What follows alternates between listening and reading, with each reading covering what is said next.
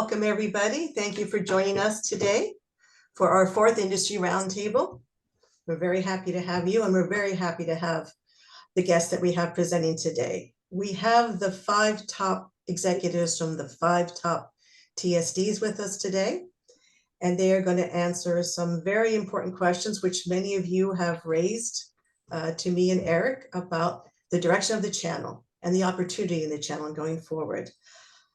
Just recently, Channel Futures published an article where they stated more than 70% of the technology products that are sold today are touched by a channel partner. I was amazed by that figure, and I think that's going to increase. So that's part of the reason why we're continuing to do these industry roundtables, and we hope you continue to join us and dial in to hear what these experts have to say. I just want to turn over to Avi Lonstein very quickly to do a brief welcome, and we'll get started. And Eric Brooker will be our moderator today. All right, Ellen, thank you so much. And good morning and afternoon, everyone. Welcome to AireSpring's 4th annual Industry Roundtable event. This has really become a tradition for us at AireSpring, and one which I look forward to each year as we gather our industry's key leaders to discuss the evolving landscape of the channel. We're honored to have with us these 5 distinguished leaders from the top TSDs in the channel. Now, AireSpring, as you well know, is 100% committed to the channel, and our success has closely followed the massive growth of the channel over the past decades. We believe in the power of the indirect channel, and that is why we're so excited to be here to host this annual event. Now, one truth about our industry is that it never stands still for even a moment. And today, our panelists are going to share their insights, observations, and opinions on where the channel is headed. I'm sure this is going to be a very lively and informative discussion as we explore the future together. So with that said, thank you for all being here, and let's get this started. I love it. Thank you guys so much for having me as your moderator. I think our guests today don't need an introduction. I want to jump in and leverage time as best as possible. Before we do that, we've got hundreds of people listening in. If you have any questions throughout the course of this webinar, of this conversation, put it in the Q&A panel. We'll do everything we can to get to those questions today. If not, we will email you with an update in the next week or so with those questions. And with that, Justin Marano, I'm going to start with you. How has the role of the TSD evolved within the channel ecosystem, and what do you perceive as the purpose of a TSD today? Yeah, thank you, Eric. It's a great question. As I think back to 15 years ago, the TSD was more of a clearinghouse for carriers, right? We were a place for a partner or partners to come, have one agreement, and then just instead of trying to contract directly, which was a lot more popular back then, and get access to multiple providers through that one agreement. And I think if you fast forward today, we're doing so much for our partners, educating them on technology. We are providing them with tools and resources to be the best trusted technology advisor for their customers. We're helping them with marketing. We're lending them money through the Bank of Sandler. We're negotiating really, really strong contracts with providers on their behalf to ensure that the revenue that they're generating is safe and protected. But when you ask me what is the purpose of a TSD today, I don't think there's a single purpose. I mean, I'm pretty confident that myself and my peers on this call don't, or I would guess that they're not talking to partners and telling them what they're going to do for them, right? And if you surveyed 1,000 partners, if you surveyed 10 partners, they're probably going to give you 10 different answers on what they need. So our purpose is to do all the things that I just mentioned and make sure we're putting them in the best position to sell the services of our providers to their customers and address their needs. Thank you, Justin. Renee, same question for you. Yeah, I mean, so along the same line as Justin, I think that, TSDs have emerged from a place where we were all about giving access to partners to technology solutions. We were bringing buying power. We were bringing also legal protection. And that's all still true today. But, most of us, all of us, I'd argue, have invested in providing more and more support, both pre-sales as well as post-sales. And, Justin's mentioned a number of these areas. I think the reality is TSDs have become a true extension of a partner's organization. And that really allows the partner to focus on customer-facing activity and just do more and come across to their customer as a much bigger organization because of the power of the TSD behind them. So TSDs have become the product marketers for partners. We're the specialized sales organization. We're the trainers for partners. We've become the back office. And as Justin has mentioned, we've also become the bank in some case for some partners. And I think that's a good thing, and it's helping the channel be relevant. But I think we're also coming back to the origin of the TSD, which is access to technology solution. I firmly believe that this is still the foundation, of the TSD. And that's why, it's even more key today than it ever was. And that's why we continue to invest and expand the catalog so that, we can bring the biggest set of technology solutions. So partners know that they can go to a TSD and find all the technology solutions they need to solve their customer's business problem. Just like you go to Amazon because they have every book. You want to go to a TSD because they have every solution. So we're all about building the every technology store for partners. Renee, thank you for that. Paul, Constantine, I want to move to a different question. All of you on the panel have grown your organizations to a greater or lesser extent via acquisition. Rumors, and I know in this industry in particular, we're really good at sharing rumors. Rumors have been circulating in the channel saying that a major super agent is looking for a buyer but hasn't found any takers. Now, Paul, I wouldn't ask you to speculate on a particular rumor, but I am curious, what is the impact of a seller of magnitude not being able to find a buyer? Specifically, how does that impact the industry? Well, I don't know if that's true or not. And, I try to not comment or speculate on rumors because, like I said, Eric, rumors are like other things. Everybody has them. So what I'd rather just kind of talk about is just acquisitions in general.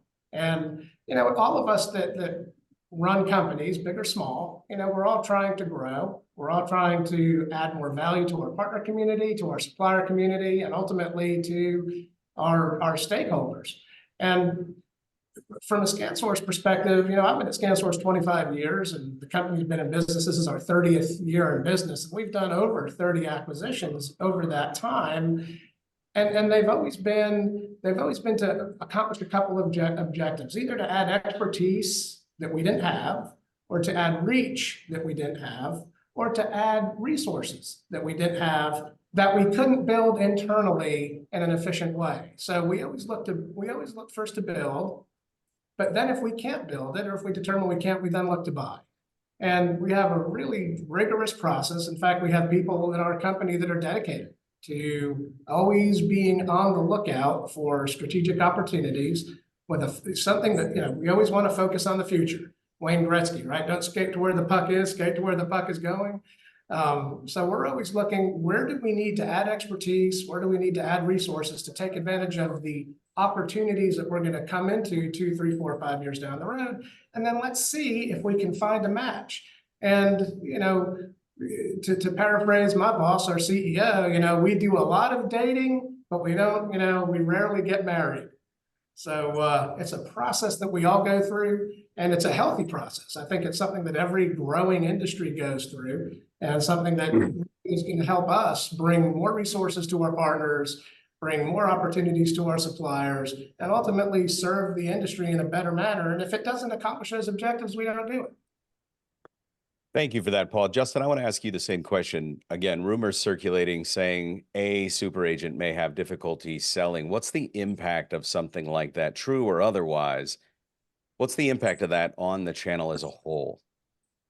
Yeah, so I won't, again, like Paul, speak to the rumor, but here's what I'll say. I'm rooting for him. I think we saw what happened after ScanSource bought Intelisys and the opportunity that it created. I think for this super agency, and I'm pretty sure everyone here knows who we're talking about, We want to see him hit a home run, or at least a stand-up triple, because then it'll make those other companies that aren't as big, hit singles and doubles. And those are big numbers when you think about the mass of billings and revenue that they were able to accumulate and the opportunity that it's creating. From an impact perspective, look, our recruiting was up 41% last year. We are on pace to outpace that in 2024. When I sit back and I look at maybe the 100 partners that rang the bell, the community of people that are entering this world that we've all known for 20 plus years is much greater. So I don't think, regardless of what happens, it's going to hurt the channel, because there are so many more folks that are entering and looking for that opportunity. And if for those folks, and if they don't get that second bite of the apple or the second turn, they still walked away with a lot of money. And I think they're going to learn. And I think we've all sat back and saw that maybe some of them aren't growing at the rate that they need to get that second bite of the apple. But from an impact to the channel perspective, we want to see it do good, because we know it's going to create more opportunity and show folks that there is that pot of gold at the end of the rainbow. But if it doesn't happen, I don't believe that the channel will be hurt and the progress will continue. Thank you, Justin. Adam, I want to move over to you with a slightly varied question, but I want to keep talking about mergers and acquisitions. What role will M&A play in your growth strategy to continue to advance your business? And how do you approach these opportunities? Yeah, the way we approach is the same thing I talk to advisors about. I talk to a lot of advisors who come to us and they say, look, I'm weighing these few options. Everyone's coming at me. I get calls every week, and I'm considering these options. What do you think?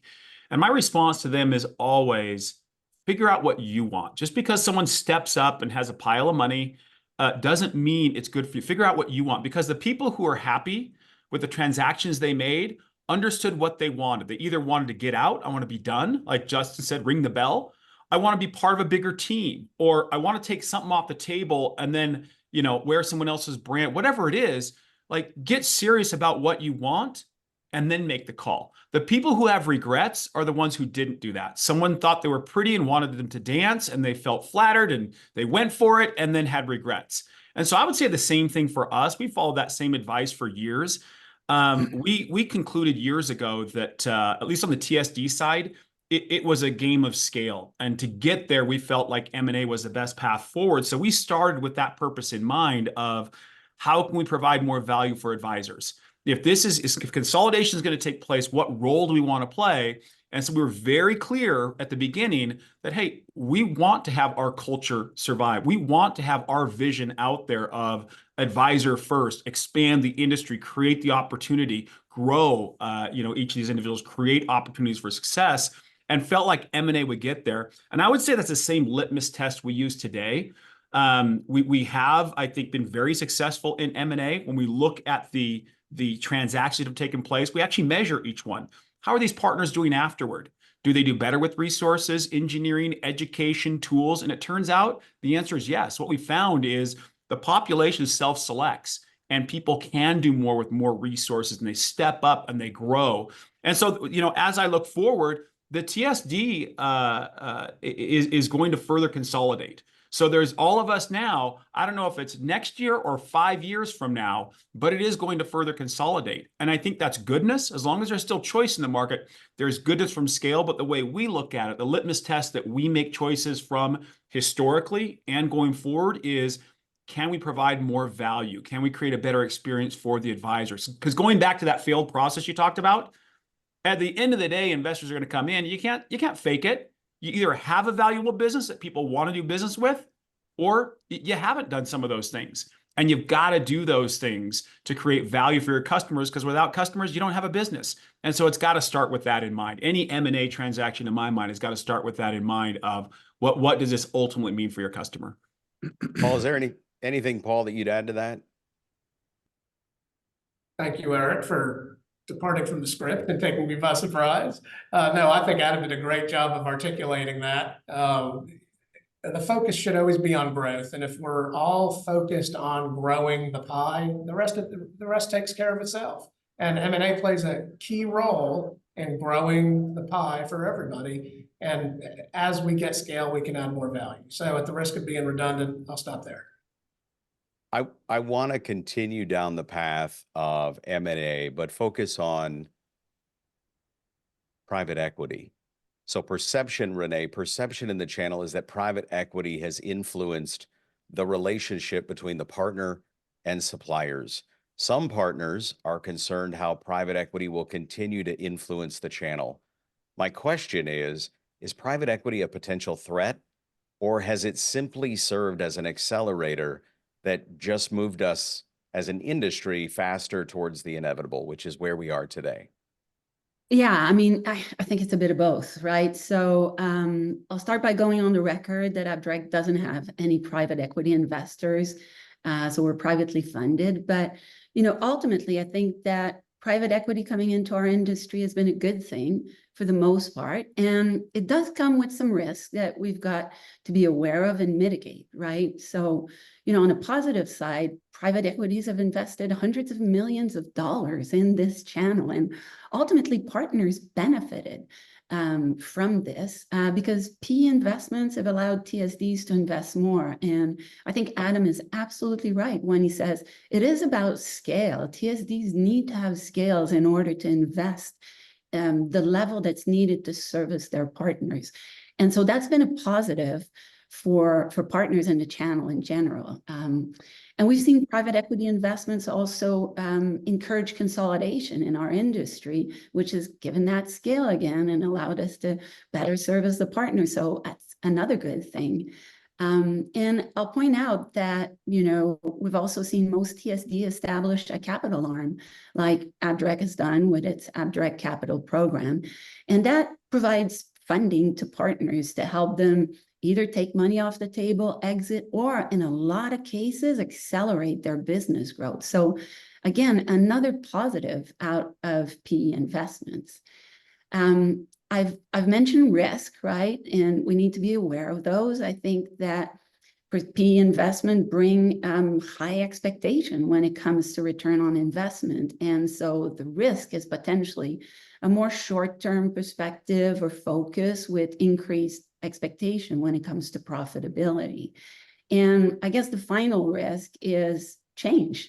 PE typically are in for 3 to 5 years, which could mean that changes exist within the TSD, potentially some instability as a TSD investors shift from one PE firm to another PE firm. But these can all be mitigated. And I think overall it's been positive for our industry.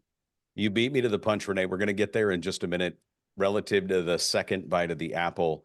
Justin, private equity. Has private equity gotten us further faster, or is it a potential threat? I'll first start by saying I'm going to go on the same record as Renee, and Sandler Partners has no private equity investment. And I feel very lucky and blessed to be in a position where at the end of the day, the buck stops with Alan and I. And for better or for worse, I think we get it right. But when we don't, we course correct really quickly. And we have that ability because we're a privately held and funded company. Look, I think it's too soon to say if anything's a threat, right? We've only seen private equity involved in our business on the partner and TSD side going back for 3 or 4 years. What I'm seeing, though, is a changing culture at some of the organizations where private equity has invested. And that's what I would tell partners to keep a keen eye on, right? Are the people that you're working with or have been working with still the people that you're working with today? And reach out to them and see how they feel about the culture of the organization that they work for. Because from what I've seen and heard, I think that is one of the things that changes before anything else. I don't know if it's a threat. I don't think it's a threat. But again, I'm not in a position to have to be worried about that threat. On the provider side, where we've seen private equity's influence become somewhat of a threat, is really around contract negotiations. I think the organizations that are private equity backed have put the TSDs in a much more difficult position to negotiate agreements that are more protected for us and our partners. So that's been a threat on the supplier side. Thank you for that. Drew, you have been incredibly patient. Thank you so much. Tough question, maybe the toughest thus far, and I saved it for you. The track record And Renee alluded to it, the track record of many of the TSDs, particularly, I beg your pardon, of private equity firms tied to the TSDs, suggests that that second bite of the apple is coming. My question to you is, what should we anticipate? You know, I just, first and foremost, I don't think I've ever been so quiet for such a long period of time, especially around some great questions that you asked first that I would have had different answers to. But, you know, it's funny, it's like if private equity didn't involve this industry, if they weren't a part of this industry, all you would be asking about is, why are the private investors not interested in our lifestyle business? And the bottom line is, it's not a lifestyle business anymore. This is multi-billion-dollar business. And I think everybody should be cheering that, because there's so few times in our lives, in any industry that gets created, that has smart money that enters into it, that there is not a tremendous amount of success for everyone that is involved. And it's funny because we nitpick on all of these things every year. It's crazy to me. When we should be talking about things like AI and all of these emerging technologies and how big CX is going to get and how much the trusted advisor is embracing cybersecurity and how we could be the defense for the enterprise community. But in regards to private equity and second bites and third bites and fourth bites, you know, it's funny. I have two good friends who have a hybrid VAR. They're on their fourth bite, still continuing to run the company today. Took it from 200 million up to $4 billion, made a strategic acquisition for over $1 billion last month. You know, a lot of that is going to happen in our space. And that is something that is wildly exciting. You know, I believe that this industry is going to be in the tens of billions of dollars. The trusted advisor, through our new research and analytics report, over 501 CIOs and CTOs that were polled, from about 150 million to 15 billion, 80%, a little bit higher than that, 81%, I believe. 81% of the CIOs and CTOs said they will be utilizing a trusted advisor in the next 12 months to help them navigate this massive world of choice. And so, sure, there will be new investors coming on board, but that's an exciting opportunity for the entire industry. Drew, thank you for that. I'm going to come back to you on that AI question here in just a bit. Adam, same question. Private equity firms tied to TSDs, their history suggests that that second bite of the apple is coming. What do you think we should anticipate? Well, I wouldn't call it a second bite of the apple. What private equity does is they want an exit. They want to get out. They're investors. That's what they do. I invest $1. I want to get $2 back. That's it. And I think it's so easy to understand them when you look at that context. Is they're really simple. And they're not geniuses. They're very good investors. They're very good at spotting trends and understanding good companies and not so good companies. But they don't try to, at least the good ones don't try to operate companies. What they do is they look for leadership that they believe in, that they want to back, that is operating in a good space with a good model, good foundation. And they put money in and will help where they can. That's what the good ones do. And by the way, I've talked to the owners, or I should say the founders of some of the companies that are backed by private equity. And what I'm finding is the overwhelming majority right now are having a very good experience, meaning their backers are there to help, offer resources, their network. Let me tell you this, it is so easy for us to access talent now and insight and people that we just didn't have an audience with before. So going back to Drew's statement, yeah, for us to get this relevance or for people to ring the bell, like Justin said, it's a really good thing. And it's a part of growing the industry. And I'll tell you this as well. I was sitting with the CEO of one of our top suppliers just a couple of weeks ago. And we were sitting together talking about the future of the industry and what it meant and why they need the channel, which is an ongoing conversation we have with these senior executives. And, you know, as we were commenting, he was asking about private equity and, you know, what changes have been made, kind of like we're talking about now. And what's funny is the conversation then turned to his situation where he's a public company. So he's under this quarterly requirement where he's got to make, you know, results every 3 months. And there are just different requirements and different set of investors. The nice thing is we get to choose our investor, and it's one investor.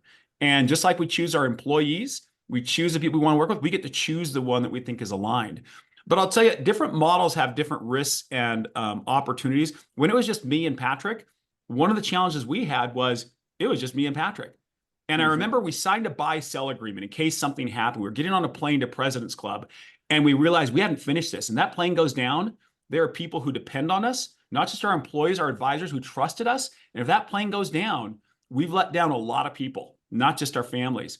And so very quickly, we sent off a note to our one of our executives who was not on the plane that, hey, if this thing goes down, here's what you need to do. But when you look at a closely held organization, you've got risk there too. And so the question is, what risk do you want? It's a trade-off. They're all trade-offs. And I would say they're just all different. I like our position right now. We elected to be in that position. And getting back to your question, 100% they want their investment back. And we're going to bring another investor in. And guess what? We're going to choose a great one. We're going to choose one that has a track record, that invests behind management, that believes in the future of the business and the industry, and is going to align with us. Because our cultural alignment goes all the way from our investors to our leadership, to our employees, which is how do we help these advisors be successful? And that's what we'll find in our next investor as well. So don't know what that timing is, but 100% that'll happen. Thank you, Adam. Paul, the next question is for you. Those who have received outside investment from private equity or other sources, how have you used the funds? Specifically, how have you reinvested that money to create programs and tools that support the growth and success of the trusted advisor?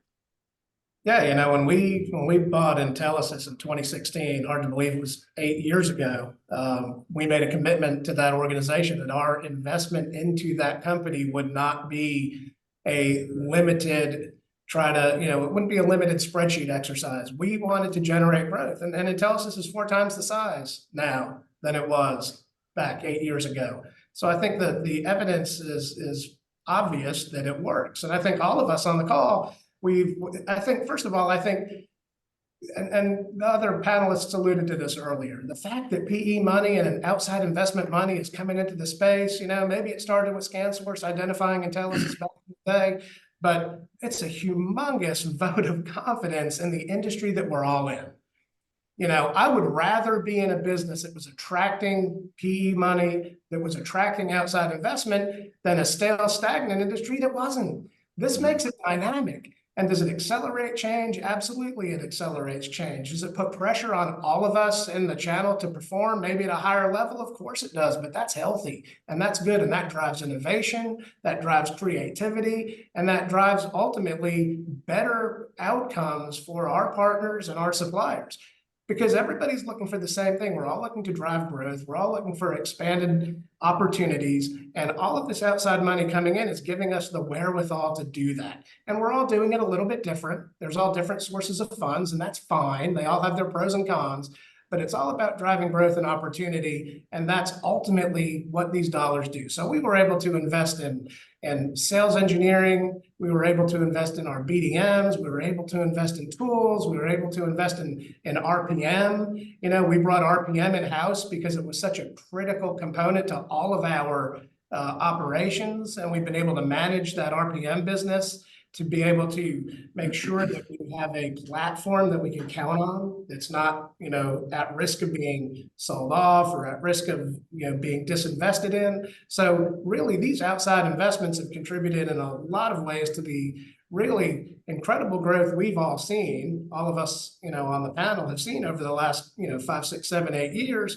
And as a result, now we're even attracting more investment dollars, which will generate even more growth. So I think again, we all have our different flavor of how we choose to invest those funds, whether it's people, whether it's tools, whether it's, other platforms. And, that's the secret to the success of this channel, I think. Justin, thank you for that. Justin, the inverse of that is you haven't taken, as you mentioned, any outside investment. How have you at Sandler reinvested your profits to expand your service to support the trusted advisor? Yeah, thank you, Eric. I think I'm the poster child for the investments that Sandler has made in the business. Over the last 4 years, we've increased our channel director team by over 300%. We built out an engineering team, an events team, a marketing team. Full transparency, when I came here, I would have a panic attack when I logged into our portal, and the investments that the company has made in technology and innovation and development and tools and resources like Scout and Solution Finder and Scout for Solutions and our marketing center. Alan Sandler, my boss, the owner of the company, is probably one of the most financially minded and fiscally responsible people I've ever worked with. So he had the capital to go out and make these investments without going to private equity. And everything I just named and so much more that's on the roadmap, our partners are going to continue to see the leverage to put them in position to be a better trusted advisor for their customers. So, Paul, I'm going to start with you. I'm going to go to everybody for a fairly quick response. It'll be interesting to see with this group what a fairly quick response means. I'm going to bring up your favorite topic, Paul, newco. ScanSource recently announced it was launching an agent subsidiary called newco. Is this a natural evolution that the industry is going to gravitate towards? To understand our strategy, you have to kind of go back in time a little bit. We've been approached over the years dozens and dozens of times by sales partners who wanted to take some money off the table. They wanted to sell part of their book. They wanted to sell all their book. They wanted to sell their entire business. And reflexively for years, we said, no, that's just not what we do. That's not what we do. And we even created our partner investment program to help provide funding to our partners. And over the last 4 or 5 years, we've lent out over $100 million to our sales partners to help them make investments, to monetize their business for other purposes.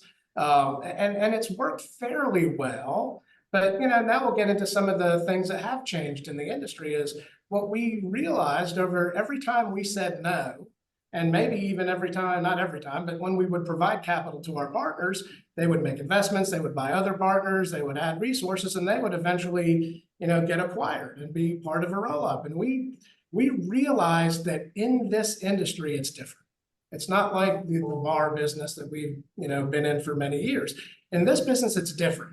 And if our goal and our mission is to support our partners from the day they start their business through their growth, helping them scale their business, we had to come up with something at the end. Like when they're ready to exit, either in all or in part, we needed to be there for them. We needed to be that exit and provide some of that funding that they were looking for.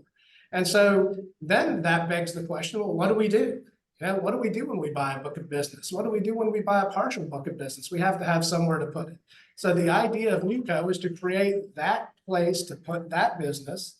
And yeah, it's got to be an agency of some sort. So really, it's really about rounding out our offering for our partner community, being able to support them through the entire life cycle of their business, not 3/4 of the way through, and then have somewhere to put it. And so what we wanted to do is we knew this was different. We knew this was going to be especially different for us. We've never been in the business of working directly with end customers before, even if it's just managing a book of business. So we took the approach of, hey, we're going to be transparent. We're going to be upfront. Look, we haven't done anything yet. We started talking about this to the community back in January. We still haven't found that perfect fit. We've got a team at ScanSource working on it. We've got a lot of conversations going on, but we want to make sure that when we do this, that it's the right fit. It's a right fit culturally. It's a right fit from an opportunity perspective. And it's a launching pad really for us being able to provide that last step in the process to our partner. I appreciate that. Real quick, if you have questions for those of you that are listening in or watching in, please put them in the Q&A. Drew, I want to turn to you on the same topic, newco. Is this a natural evolution, or is this sort of deviating from the norm? Listen, from an AVANT standpoint, it is. It's just not even something that we've ever even thought about doing. Our entire mission, everything that we think about, is the trusted advisor. We helped rename this business from agency to trusted advisor because we felt like that needed a great story in front of the end client. And we truly believe that the trusted advisor has the capabilities of navigating this massive world of choice that we live in today better than anybody else on the planet. And, you know, a lot of these things from your earlier questions about somebody trying to resell and not find a buyer and the role of the TSD, a lot of this stuff is in inning number 1 or number 2, even though this industry has been around for quite some time, because it's progressed into these newer channels, newer verticals, newer areas of technology. And the sophistication of the trusted advisors continues to get much more deep year after year in their sophistication to the end client and the impact that they can make. From an AVANT standpoint, the only thing we care about, our North Star, is if it's good for the trusted advisor, it's good for us. You know, I think for us, it just poses a lot of risk, right? If you look at the market today, and if you talk to top trusted advisors, we had 2 in yesterday, 2 very large TAs, and both of them were telling us that their competition is the trusted advisor. It is not direct anymore. You know, and when I started in this industry, it was all about fighting against the direct and the power of the channel and the power of the indirect teams. Today, it's not. It is 100% against trusted advisors, generally against trusted advisors. And that's actually an incredible thing, because that's going to continue to increase. So from our perspective, we would never want conflict. You know, we're highly focused on the addressable market, and we believe the TAM for the growth around the TA movement is just going to continue to increase. So Drew, I want to stick with you for a minute. You brought up the total addressable market and that shift from trusted advisor competing with direct. The early data from my time with all of you many, many years ago was about 20% of IT procurement decisions were done through the channel. That number, someone brought up the statistic around 80%. I've heard around 72%.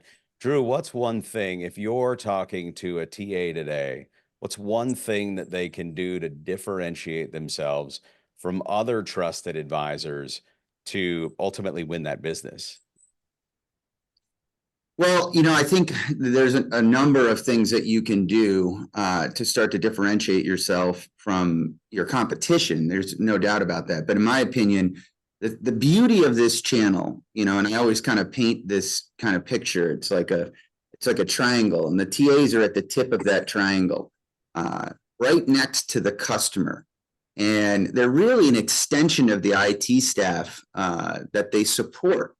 But the beauty of the channel and showcasing the channel is that bench. And I believe that really smart CIOs, CTOs, even now you've got new buyer personas like chief revenue officers or somebody in charge of software development for the company. There's all sorts of new buyer personas. But in order to be unbelievably successful right now, I believe trusted advisors are being judged on the bench that they surround themselves with of subject matter experts that can make the most impact in front of the end customer today. And that's an area that we are highly focused on. We are bringing on the best of the best to add to that bench. We've got over almost close to 70 pricing analysts now, a research and analytics team. We're hiring data scientists. I believe we've got the best bench of engineers in the industry that spend over 50% of their days, day in and day out, with the end customer. And that bench, along with the support that we get from our channel community, which are over 1,000 folks, is the power of the trusted advisor movement. I appreciate that, Drew. Renee, I want to go back to the earlier question about newco. Is this the new norm? Or I guess the question ultimately is how does AppDirect respond to this idea of newco? Yeah, I mean, we've certainly saw evolution in other industries that could, you know, be precursor, but it's hard to tell. And I just, you know, I think we have to respect that every TSD has their own strategy for valid reasons. For us at AppDirect, you know, we're very clear. AppDirect does not intend to establish its own agent subsidiary, which could ultimately create channel conflict and compete against our partner. We've made that very clear and continue to make it clear. We work through partners. And, you know, maybe to illustrate that, you know, our App Capital program, Invest, is not acquiring direct sellers. It's funding direct sellers, and they remain owners of their business. And, another example to illustrate that is we bought the NOC and wholesale business of AdCom last year in August 2023. And that business we acquired actually had a sales organization, a direct sales organization, which we actually spun out in January 2024 to be true to our commitment to all of our partners and advisors that we're a channel first company. So we helped them create a new independent business that operates under AdCom by Versatility, and the direct sales organization of the business we acquired are actually owners of that business. So we're very clear in our direction. We will not be establishing our own agent subsidiary. We will not compete against our partners. Thank you for that. Adam, same question. Talk to us about newco. You're on mute. When you have a flood of money coming in, you've got this dynamism. What dynamism is this collision of ideas and thoughts and investments. And it is played out, it's playing out right now of what works, what doesn't work. And I think what's good in this dynamism is there's options for advisors. There are a lot of different options. These weren't around 5 years ago. They simply weren't. And your retirement option was sit and let your commission attrit over time. And anyone that did buy your base was going to buy it for a very low multiple because there was risk. They didn't know how long it was going to last. And so now you've got all these different looks. And so in terms of newco, great. For partners, I think that's great. Now, I think it's also great for new entrants. Like Justin said at the beginning, we want to influence more entrants into the market because they look and see, wow, there's opportunity. After 10, 15 years, I could sell my business. I'm going to place my bet here. I'm going to invest my time, my resources here. That is good for the industry. As for Telarus, that's not our play. We feel like it's hard enough to run one business. We are working hard on supporting the advisor in whatever that form that takes. In the past, it's been marketing assistance. Currently, we're red hot with engineering, our enterprise sales solution that includes project management, all of those things. It's how can we help the partner be more successful? And if we do that, we win. In terms of taking ownership, we draw a similar line to some of the others. Is we're very concerned about that. In our conversations with our advisors, and maybe it's just because those are the ones we selected, they tell us that, hey, I don't want you owning a piece of another advisor or owning a branded advisor because that means you're biased toward me, and that causes them concern. Now, I think there's a case to be made. Can you manage them separately? Sure. Is that takes place in the insurance industry, the financial advisory industry. For us, though, the answer is that's not our play. Justin, same question. Funny, you wanted really short answers to this, and I think you got the longest answers by the panel on this question. So I'll try to keep it as brief as possible.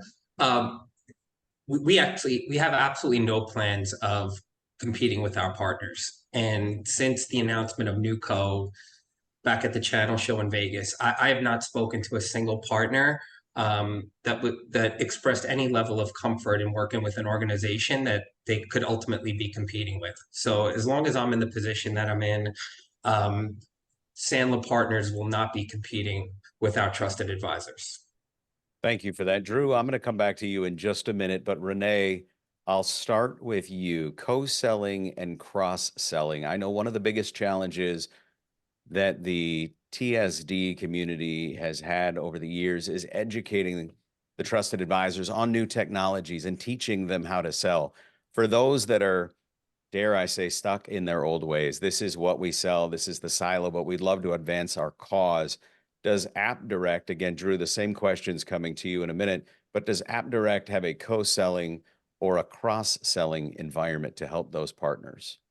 Yeah, so let's take both separate because they're very different, in my opinion. So we'll start with cross-selling. So, with a target addressable market of more than $1 trillion, I think it's all about cross-selling. Partners that are not focused on cross-selling will struggle, I think, to maximize their growth. And all of the studies and surveys that we've done show that end customers want to buy and work with fewer partners that can provide end-to-end solutions. And so we're seeing channel partners embrace this opportunity. They branch out, from network connectivity into software as a service, infrastructure as a service. And that's really a good strategy because it allows them to get a bigger share of their customers' technology spend. And it also gives them access to market that are growing a lot faster because SaaS and infrastructure as a service are growing, even managed services are growing 15 or 20% CAGR compared to telco that's growing single digit. So, for us, cross-sell is what it's all about. And that's the platform that we've built and the catalog that we've built. And because cross-sell is part of our DNA, cross-sell does not affect pass-through or commission. That's, just our standard way of operating. Right. You take co-sell, it's a little bit different, right? And we're definitely seeing and implementing changes in pass-throughs and commission when co-selling. And for us, our view is that it makes sense, right? Because you've got to look at the entire value chain. And if the TSD is going to fulfill a more important portion of that value chain, then they should be rewarded in a proportionate fashion. So for example, if we're generating the lead, or if we're doing the project management and implementation services, or if we do the day two support, then, that should be reflected in the share of the margin. And quite honestly, partners all seem to understand that, as we've not seen any pushback. It's really about looking at the entire value chain and the role that each partner is playing in that value chain. I appreciate that. Drew, how would you answer the co-selling, cross-selling question?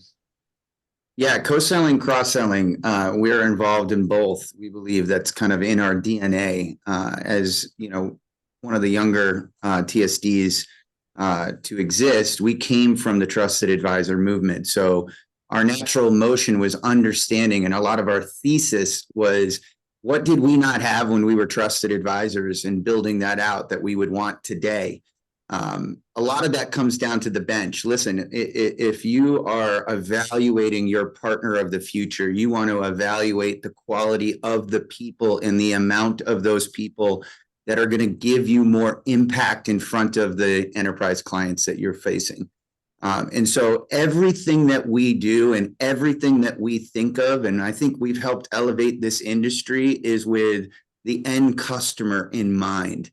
Our Pathfinder tools, our research and analytics, every single employee in this company is customer facing at the end of the day, down to our battle labs that we have that are routinely hosting blue carpets for our trusted advisors and their large customers. Everything we do is around that TA and helping them scale and really accomplish great sales. Cross-selling is a massive problem in the industry overall. I think if you were to ask all of us, you would find that like 1.5 to 1.2 deals were sold in each and every account. And I think that's something that has got to change. And we are constantly looking for ways to increase the cross-selling across all of the accounts that we've had with our TAs. And that is various different methodologies that we do, but it's all a part of our co-selling. Drew, thank you for that. Justin, I'll start with you. Adam, you're next. We've got 12 minutes and I want to move a little quicker than we have. I blame myself for that. Justin, I'm going to put my 24-ish years as a supplier hat on for just a minute when I ask this question. Who is ultimately responsible for end user lead generation? Our partners. We have seen situations where providers have worked with partners that they're strategic with on providing leads, but I don't see how the TSD plays any role in that unless you're ultimately looking to compete. The few examples I've been close enough to throughout my 24-year career have never sounded like they ended favorably for anyone. To put ourselves in a position to provide leads to a partner that more likely than not aren't going to work out is not something that we're looking to do. Partners are getting the lion's share of the commission. They should be taking care of finding their own business. Thank you for that. Adam. I have a different view on that. You know, we started the company providing leads to partners. Nobody wanted to deal with us because we didn't have the contract strength or percentages to share. And so we created the business by providing leads to partners and having a revenue split with them. You know, when Google changed its algorithm, it became a lot harder to do that. Organic search is not economically viable for a TSD. And so we then bought a call center. We started setting appointments for partners. And what we found was there are certain things we're good at and certain we're not. I agree with Justin that ultimately it's the partner's responsibility. Like if you're going to get paid, you got to find the customer. But you know, our nature is wherever we can help, we want to help. And that's something we still think about because that's one of the greatest asks from an advisor. Also, suppliers will give leads to advisors if they're trying to prime the pump and teach them. Or if they say, you know what, that advisor is uniquely qualified, we could use their help here because they specialize in this. We see those advisors getting leads from providers. But to just twist their arm and say, look, you need to start sending me leads, providers are going to be very careful with where they place those. So I'd say we're open to it. We don't have a solution for that right now. I appreciate that. Drew, how do you incorporate feedback? All of the TSDs allude to the fact that they're innovating, but how do you take the feedback from the trusted advisors to leverage that for your innovation?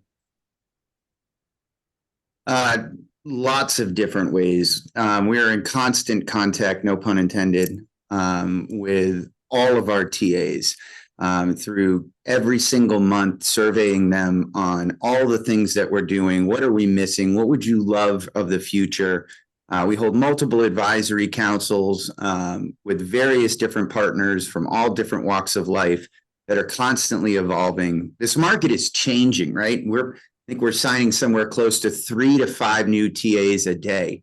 And they're all different, right? To that earlier point somebody made, you know, it's really a box of chocolates. Everybody is vastly different. And so keeping a pulse with each and every one of them is absolutely vital. All the way down to our chief strategy officer's office is actually calling every new partner and making sure that they fully understand what we're doing together, what we're missing, if anything. And I'll end on something real quick too. I think it is the responsibility of the TSD to broaden the knowledge of the CIOs, CTOs, decision makers around the world on the movement of the trusted advisor, which ultimately does lead to lead generation. And so you're seeing us at Enterprise Connect really out there promoting the trusted advisor movement, both to end customers, industries, verticals, and anybody that will listen to them. And it's been wildly successful for us. You know, in the top 34,000 accounts in the world in terms of size of revenue, at AVANT, we've penetrated almost 21% of that, which is a massive, massive movement. And that is a lot due to that enterprise awareness that we're out there doing for our trusted advisors.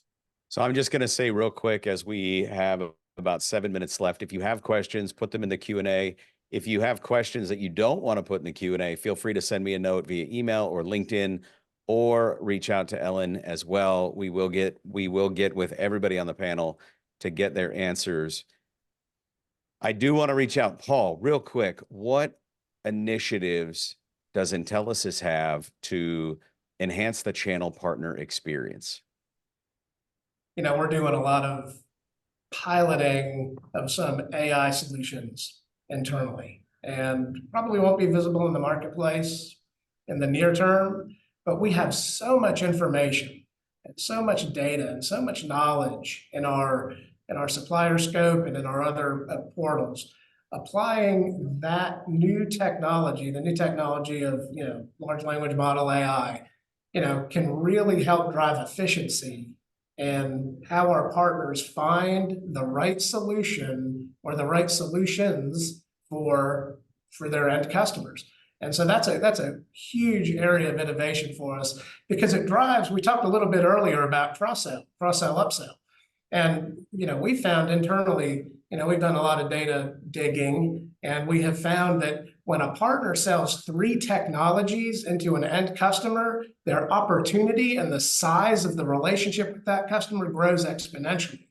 You know, if they sell 1 technology, that's okay. If they sell 2 technologies, that gets a little bit better. But when they hit that 3rd technology, whether it's adding contact center, whether it's adding security, whether it's adding an AI solution, that relationship with that end customer explodes. And so we are doing a lot of work internally about how do we continue to help partners cross-sell. We all know that the easiest customer and the most efficient customer to acquire is one you already have.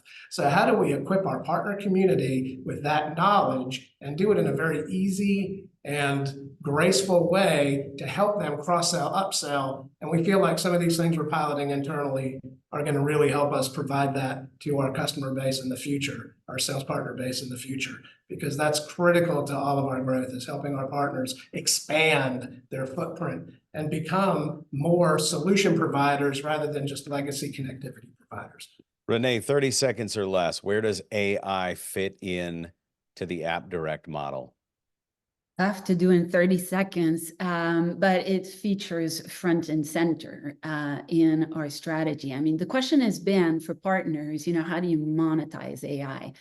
And we're starting to see partners close deals with AI, leveraging some of our competencies with solutions that are integrating an AI component, especially into contact center. And, there's been a significant surge in demand there. But I think the overall question still remains, how do partners monetize AI as a mainstream solutions? And, we're seeing challenges with partners because an AI is not a SKU. It's about building an end-to-end solution. So, for us, a software company, we've been experiencing firsthand with developing customer sales and service bot. And we launched our AppDirect Concierge a year ago, which was an AI-powered bot that could support pre-sale and post-sale. And we knew we were on to something good when our own quoting team told us we never start a quote without AppDirect AI. So we embarked on a mission to make that commercialize, and we launched last quarter our AppDirect AI. And I encourage everybody to sign up. It's for everyone. It's open. It's free. You can build your bot. I've done it. It's very easy, 15 minutes, and it's going to open your mindset as to the types of solutions you can build to for your customer, and it's going to give you the tools you need. So go to appdirect.ai. Drew, AI, where does AI fit into the marketplace? We got 3 minutes, and I want to get a closing question in. Yeah, I mean, I'll try to go as fast as I can. I think the whole entire market and everybody listening to me right now, AI in the CX space is where we should be focused on. It's right in front of us. It's the most mature. If you go out and poll every key decision maker, CX is absolutely where AI adoption is starting right now. Let the TSDs continue to go out there and research where the next avenues will be. But the opportunity right in front of us with the subset of providers that have been leaning into AI the longest is right now. Okay, Adam, closing question, and it's the most common question I got from suppliers leading up to this. We're doing a ton of events. There's a lot of MDF dollars out there. Are we too event heavy?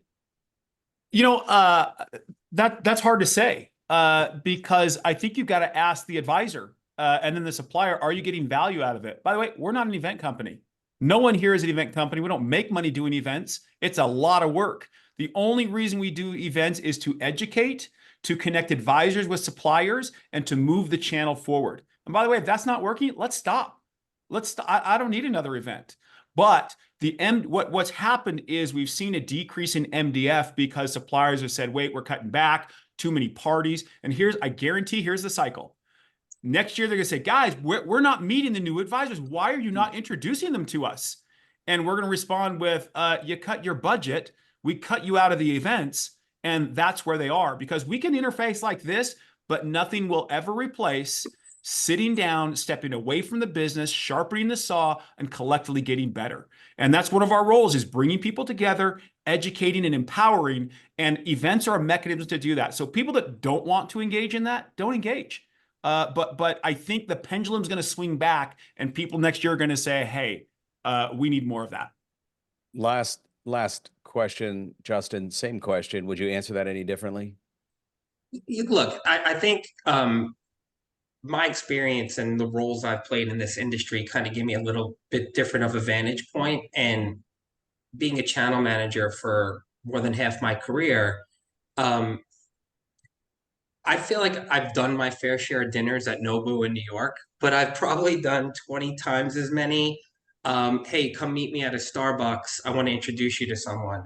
The one thing I hear today in this role that really makes me lose my mind because it shows absolutely no creativity and I feel like it's just an excuse is the pay to play.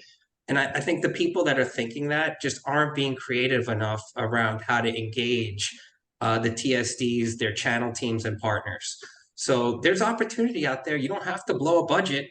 You just need to be more strategic in your approach. 1 o'clock Central, right on the nose. Ellen and Avi, I'm going to put it back to you. Adam, Justin, Drew, Paul, and Renee.